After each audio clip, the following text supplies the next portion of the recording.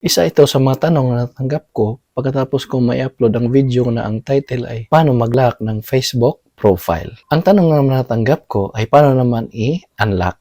Kaya naisipan ko gumawa na lang ng tutorial.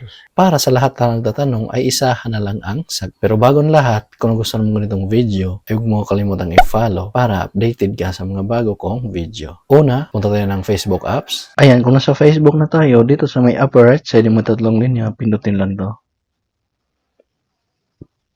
Then, scroll up.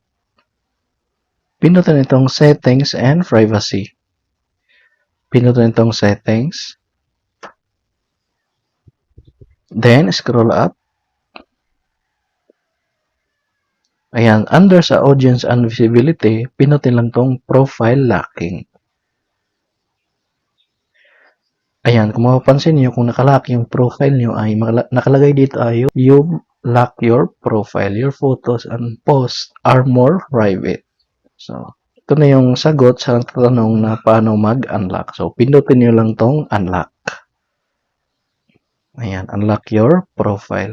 Your settings will return to the way they were before you lock your profile. So, simula nung March 29, nakalock yung profile ko. Ngayon, i-unlock natin. So, pindutin lang tong unlock your profile.